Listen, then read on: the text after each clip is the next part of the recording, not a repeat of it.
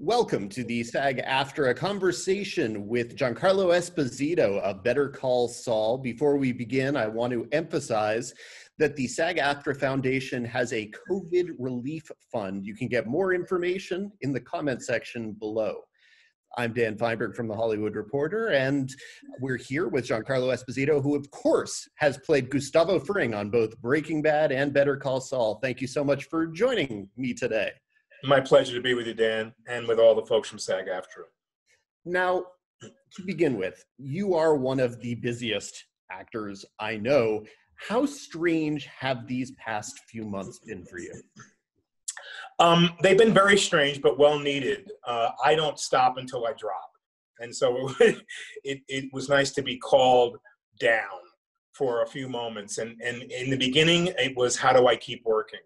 And so I inundated myself with Zoom phone calls and teaching an acting class for some college students as well, and the company that I work with, the Atlantic Theater Company.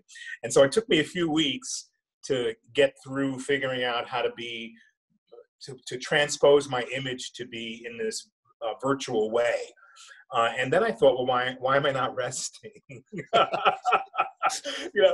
so I had two of my lovely daughters come to visit me, and I was asked to do some wraparounds for a new show in connection to Breaking Bad and Better Call Saul. And I can't say what it is because they're going to announce it very soon. But I was able to go and do all of my hosting duties for the show on location because I wound up in Albuquerque on my own with my youngest daughter shooting them. So we actually made a little film for AMC Digital, which I'm very happy about it, and they're going to take an opportunity to announce it later on, and you all know what it is, so it'll be fun to hear about that. So when I finished that, I thought, now I'll rest, and I still didn't, and I still really haven't, because I've been thinking about the state of the world and how I can lend my voice to uplifting the idea of becoming human again. The idea that we're in this world together, and why is there any segregation between dark-skinned and light-skinned peoples, indigenous people and Asian people? Why do we have this? So I've been racking my brain, and for me, my love in my heart has been cruelly scorched by all of the events in our world in the last few months, that I'm just thinking, well, what can I lend to it? And I can say that the only way to heal what's going on in our world right now is through love and compassion and action. And so I'm finding my voice slowly but surely. And by the time I find it, I'll be back at work, working in another voice, Gustavo Fring. So, but at least maybe I'll have some clarity in my life.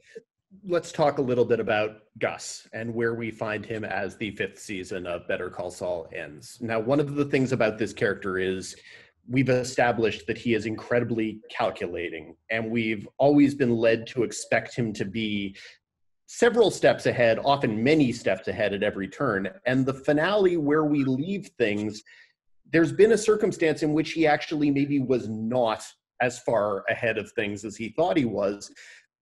What do you think that says about the character, that he may have underestimated Lalo, that he may have misgauged part of this situation?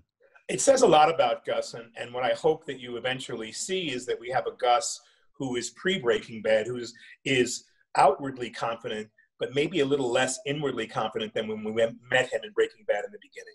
And so the fact that he has a little more temper, a little more irritation, sometimes guides me in a position to go, no, I'm the all-powerful Gus and the strong man who never flinches. But I have to remember I'm in Better Call Saul. I'm not in Breaking Bad.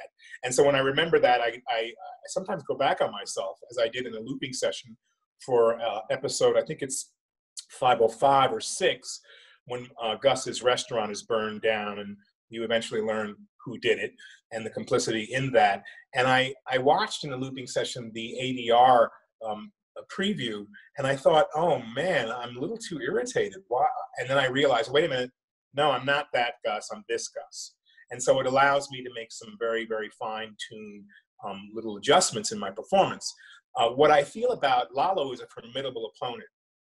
And because he is such a wild card, and because he is the guy who's going to walk into the room and spray the room first before asking anyone any questions, but he can also be very charming, very fun, um, a, a, with an eerie sense of danger surrounding him, as we've seen in that last episode of our show where he comes into Kim and Saul's place, is a very harrowing scene.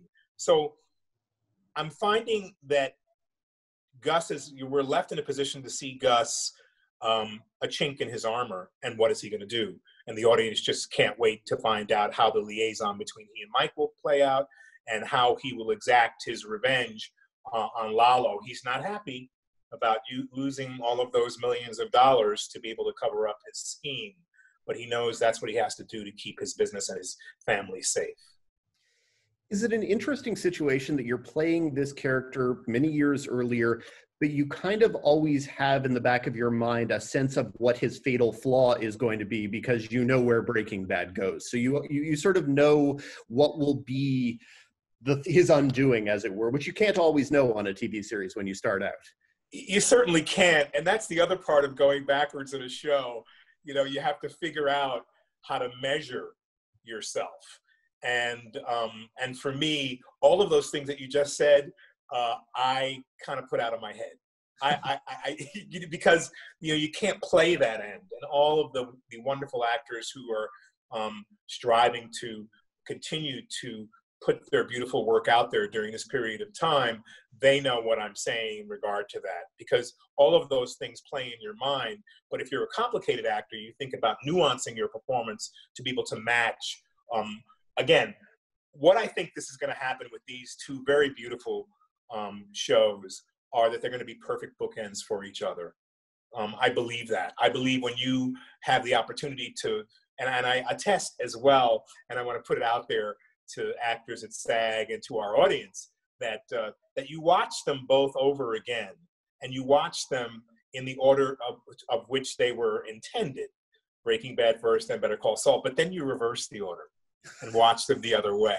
So I really want to challenge some of our viewers to do that, because you'll see it in two different ways, and you'll see a complete canon of what our wonderful writers and creator Vince Gilligan, Peter Gould, and all the guys and gals in the writers' room have thought up, and it'll be sort of looked at as that perfect canon of television.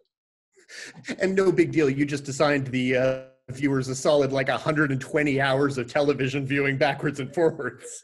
Well, that's my challenge to the viewers, because I find it to be very different if you do it both ways. It's going to be a very different experience, but it'll also, obviously, when you watch something more than once, you will see things you didn't see before, which I think is also wonderful.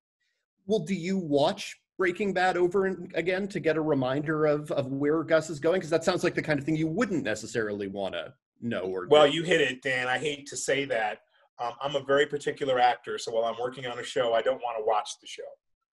It's a habit I got into a long time ago, because I didn't want to adjust my performance, and I didn't want to sit there and be a viewer every single week. Now, in the beginning, when I started doing television, I would want to watch the episode right away, and I quickly realized there were things that I would point out about myself that I would want to adjust. And I thought, so now you're a viewer and you're a performer.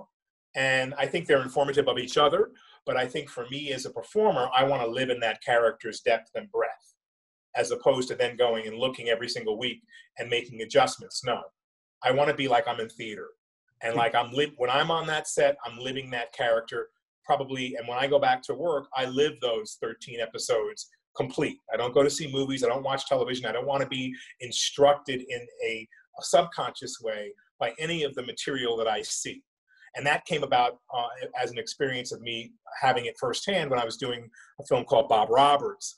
I went to see The Fisher King, Robin Williams. And when I went to see that movie, I was enamored of his performance. You know, we all thought of him as, for many years, as a comedian. He turned out to be a really incredible actor with such incredible depth. I was able to meet him and know him for a little bit and really admired what he did. But I watched that movie, and after I finished watching it, I went home. I had to shoot the next day. And I was befuddled because there were so many nuances in his performance that, of course, subconsciously I had to remind myself, no, you're not a thief. Don't steal that. Yeah, he did that beautifully, but you're not doing that. But you could take his intention maybe. No, leave that out too.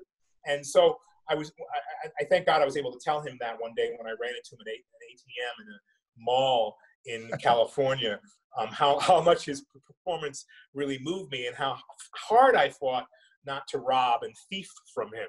So since that moment, if I'm doing a project, I don't go to the movies, I don't watch TV, I do what I have to do as an actor, and then later on I can go back and look at it as a viewer. Well, obviously that Fisher King moment sort of stands out in your mind. How often do you have a comparable or similar reaction to watching something that you weren't in? I will never forget watching Keen on Broadway. And, you know, that was just such a wonderful performance by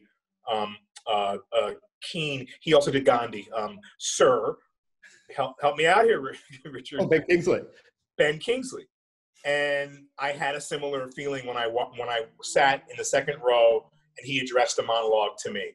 Now, today, he would never remember addressing a monologue to me. I've worked with Sir Ben. In fact, 2 months ago, we got off a plane.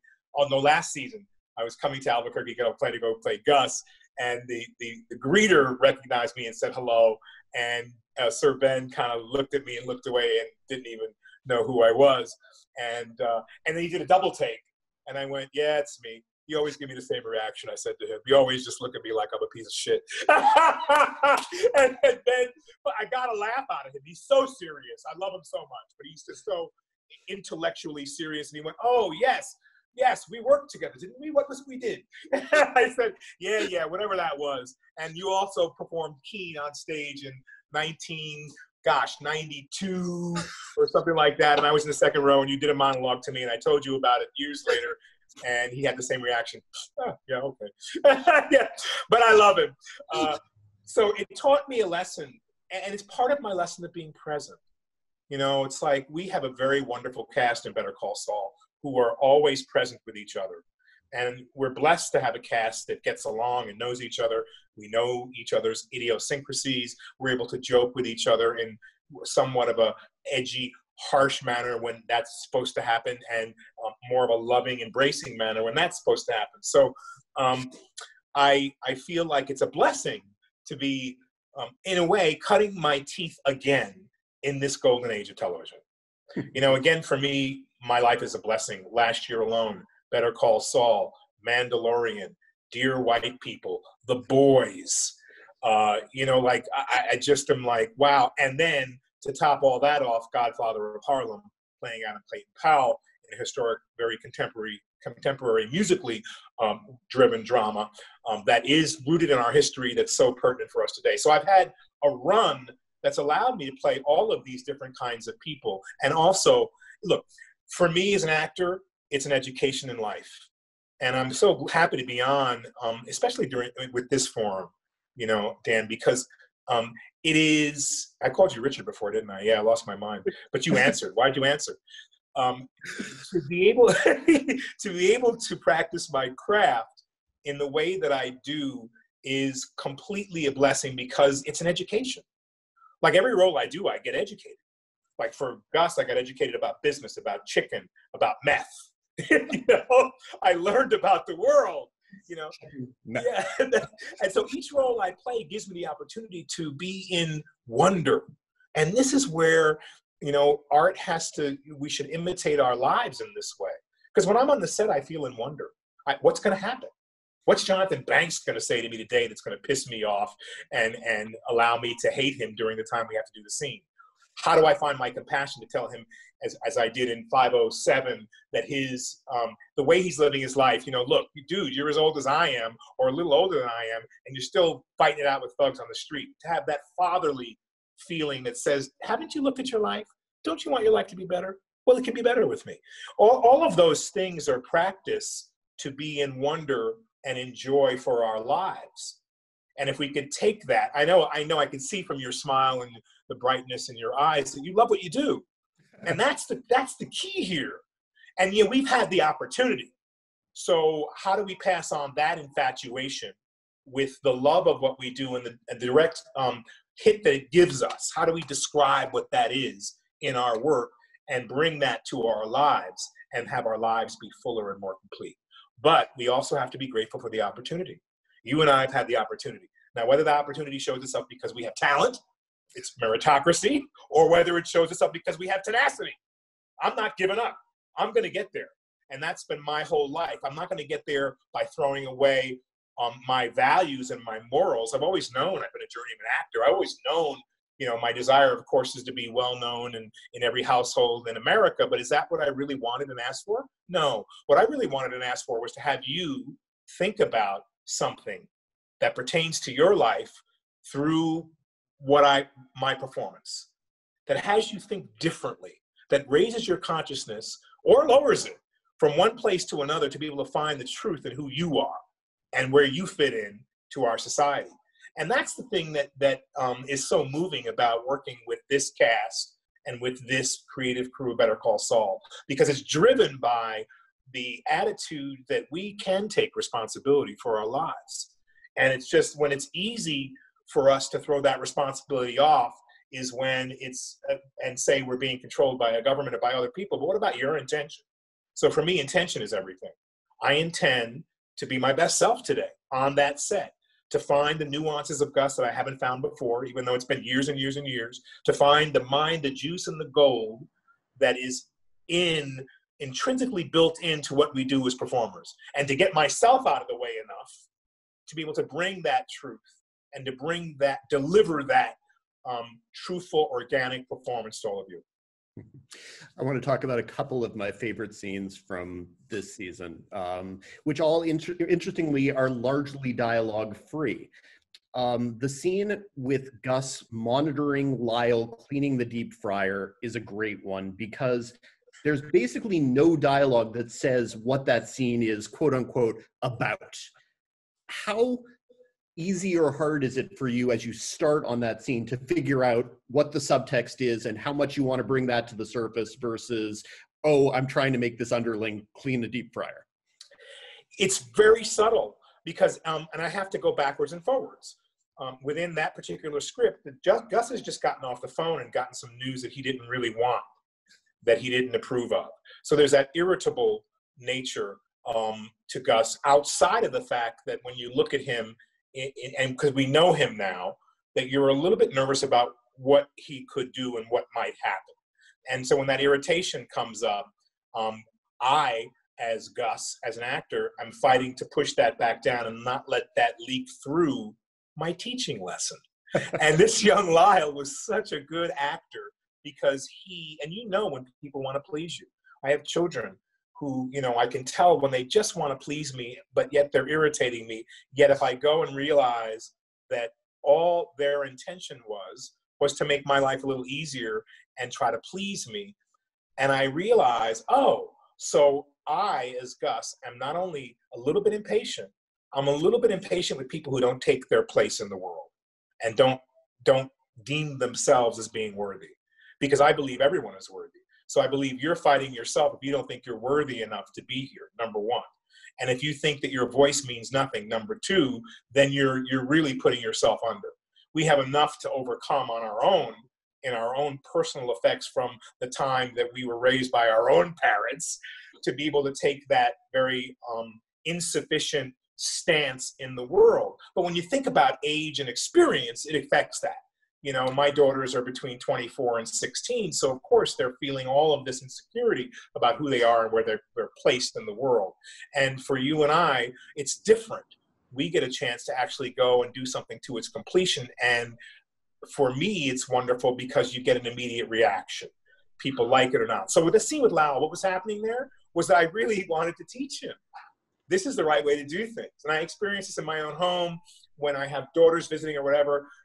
I'm the guy who can say, hey, it should be done this way, but I'll watch it being done the way I don't approve of, because that's not my way, over and over again, and be irritated by it, and then be passive aggressive to one of my children when I realize all I should do is tell them, well, I like it done this way, but do it the way you want.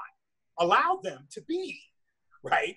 And so, I tell them, and then, okay, now you know where the knives go. Now you know where this goes. Now you know this light has a little hiccup to it. Why don't I explain that? Because so I'm a little bit, it carries over to Gus. A little bit of that character is part of me. So my teaching lesson to Lyle is to be patient. And this is the way you do something to its completion. So when he asked if I thought he saw me look at the fryer, And he saw already that I didn't approve, but he has to ask, like, what's wrong? He knows it. Because in my mind, in that moment, Gus is going to say, Lyle, you can go home now. And I'll roll up my sleeves and clean it myself and resent it. But as opposed to doing that, you're teaching a life lesson as to this is how it's done. This is how this should be cleaned. So in a way, it's the teaching side of Gus. And it's an eerie little weird scene because you try to figure out, and your question was, did I know? Well, I knew that there was a lot to play. And I knew if I took some of the irritation from the phone call, took that breath and went, showed that disappointment, that this young, beautiful actor who plays Lyle would register that and immediately want to fix whatever, what is it? Is it one speck? Is it two specks? Do I drain all the oil again? What do I do? And Gus takes the moment to teach him how it should be done. And that is about, I heard this a while back, how you do anything is how you will do everything. And so that stuck with me because it's the intention, the time, and the care you take to doing something like preparing my role or that particular scene. That's an indication of how I'll prepare anything in my life. So to teach this young man that first step, it's almost as if, look at that fryer. Is this acceptable? I could say, if it's acceptable or not. Is it acceptable to you? And then that kid's going to be right back in there cleaning it again. The answer to that question is always, I guess not. That's right. But see, I've had a lot of experience working in restaurants. And so this really played into my work. I really have. I've been a waiter, a dishwasher, all that stuff. And I realized I'm not cleaning for the clock. When I used to clean the fryers myself, I'm cleaning to have the food source and preparation area be as spotless as possible because my customers are going to be eating there. And this is the way you keep things. It's almost like, how do you feel when you wake up in the morning and you just go, throw the sheets over and you get up and you go about your day? As opposed to getting up, taking a breath, having your tea or whatever, and making your bed, right?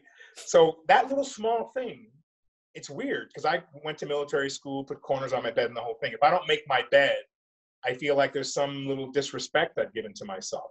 Like I haven't created the atmosphere for me to come back to this bed and for it to be pleasant and welcoming. So I feel different when I make my bed. Yeah, I know. I'm like a AAA personality. Dan is laughing his butt off, but I am. But that's how I am because there are things that I don't mess with. And I want my day to start well, and I want all of my scenes to go well. So I'm always focused on how to make something complete, whole, and put all of my loving intention into it. And I like how that carries over into the next scene I was going to mention, which is obviously the incinerating of the Pollos Hermanos restaurant. Were you and Michael able to do any of that together? Because it's such an interesting scene because of the contrast between your different ways of going about destroying this restaurant. It truly is. And, and Michael, it was so fun to do that particular scene because he's just brutish with the soda machine and tearing up the place. And character-wise, Nacho doesn't want to be there at all. Gus is covering his butt by doing because if Gus wasn't there, Nacho would be dead because, of course, that was Nacho's mandate from Tony, Lalo. So he has to keep the play going. But such a juxtaposition because Gus is angry to have to tear up his own place. The science of it is kind of wonderful, and which raised so many questions about is this chicken really frozen? Because it's never frozen. So something's wrong right away when he takes out a frozen chicken, because that's not what he serves to his customers. There's a reason for it. And I love the simplistic nature, but the scientific way that Gus thought through timing of having to get this place blown up. But the difference between Nacho and Gus is clearly seen in this scene because Nacho's tearing the place up out of his own anger of having to be there. What if he gets caught? What if, Lalo finds out?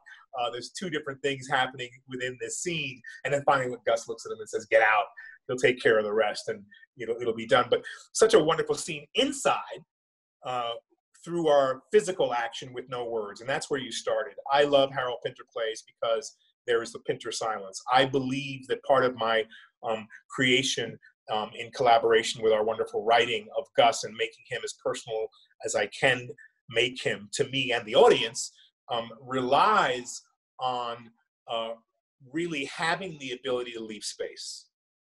And so scenes with no words to me are my favorite because they're very filmic and they tell a story that is visual.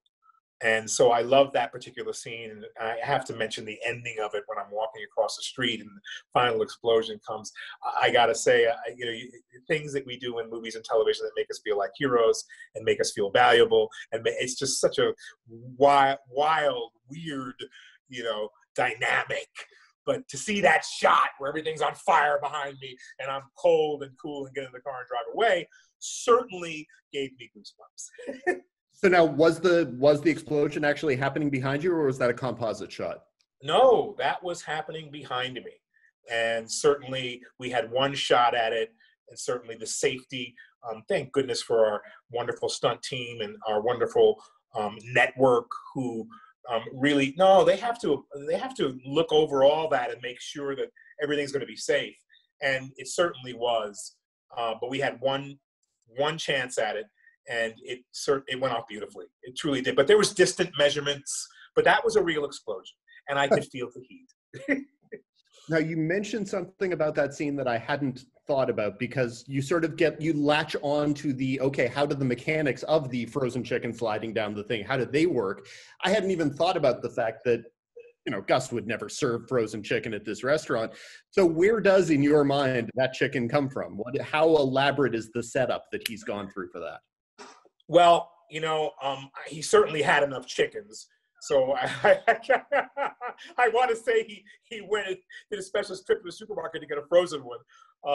But and I knew that question was going to come up as soon as I had the prop. I said, our audience is very smart and they're going to go right away, oh, is Gus lying about whether his chicken is frozen or not? It is frozen. He did freeze it.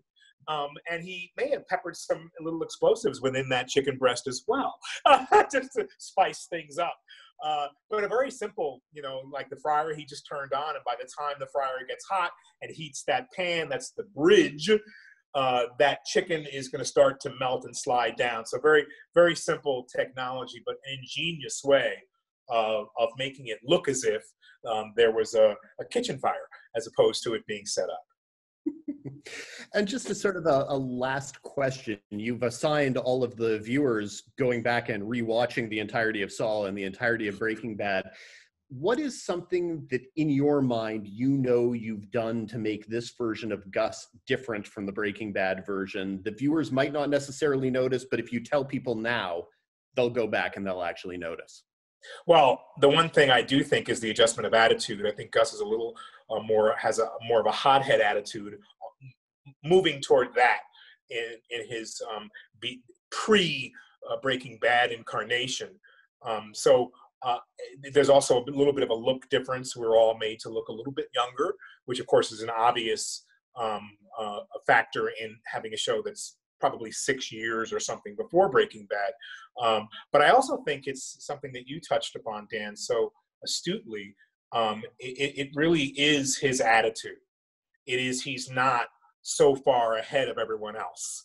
And that's the most threatening thing that Gus is going to want to clarify and take care of in this next 6th season, because he's trying to solidify the power to show that he can do it better. So his intention is to make more money and be less in the limelight or in the crosshairs of the DEA and the FBI. So he's really working on legitimizing an illegitimate business and dealing with it as a business. And that is the major thing I want our fans to look for, because that's a dichotomy, very, very different, the antithesis of what the Salamancas are doing. They're strong men. They want power. And Gus does want revenge, and you did touch on that. This is the thing that is his eventual undoing for the very horrible thing that was done to Max Arciniega many years before. And he wants that revenge because that was a senseless death. And so there are many deaths that we can look at within the Breaking Bad and the Better Call Saul world that have to happen, that Gus may not think of as senseless. But this particular death it's just senseless the way that the Salamancas deal in that, and they forget about the opportunity to create this mega business that Gus is creating. Excellent. Well, thank you so much for chatting this afternoon. I really appreciate it, as always. It's always a pleasure to talk to you, and this is a very special conversation because I do believe that actors in SAG-AFTRA, we have so many members who are struggling to find work and find their position and their voices within this pandemic, and all those folks who are part of the extras union, with all of us coming back, their work will be limited. And so all I can say is break out with your wonderful intention, break out with your wonderful compassion, break out with your voices, with the new stories you have to tell, and create work for yourself. And that's the way to do it. And then as you do that work combined with a personalized message of who you are and why you feel like you've been chosen to be in a position to show yourself to the world. There's a reason for it. It's because your voice is organically true to who you are. And we're hearing a lot of voices, we're getting a lot of imagery throughout the world, and we're all copying each other in some way or another because we feel like I can relate to what you just said. I'm on that bandwagon too. But let's go deeper and find our own truth and share it with each other so that we can become human again. And that's my call to the world. Let's try to become human again and understand that, yes, we are a society that's different than any in the world because we're the most encouraged melting pot of the world. So why can't we encourage that melting pot to understand races who are different and raised differently in different cultures than we are, have compassion for that, and allow them to be a part of our lives and allow our lives to affect them as well, which would just create more understanding of the society that we live in. We don't have to be Europe. We don't have to be Asia.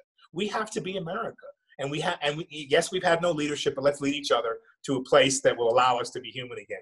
We can do it. As we're seeing how the levels of what has happened in our country in just 3 weeks have changed. We've gone to a new dimension now that will get some stuff on paper to allow people to understand that all lives matter and that all people are important, and that we can start to develop programs that allow education and information to say that, this ceremony that we do in the African American community on Juneteenth is equivalent to what they do in New Zealand to celebrate the indigenous people on this state. Then we can go, we're all in it together. It's all the same thing. Let's stand up and allow ourselves to revisit our own true beliefs and stop copying everyone else and creating discord and furthering hate because it's been inflicted upon certain races for so very long. I'm doing work to take off my fear coat, to take off that fear that embraces me every day. I just watched my kid, she's 22, but she's like 17, take my car, she's visiting, and drive out of my driveway while we were in this conversation, right? So she's half mixed black, white, and she just went, where's she going? Okay. So I just said a little prayer for her that she's okay in the world. You know what I mean? While she drives away. I'd like to think that I never have to worry about that again in 10 or 15, 20 years, because we will be so focused on the things that are really important.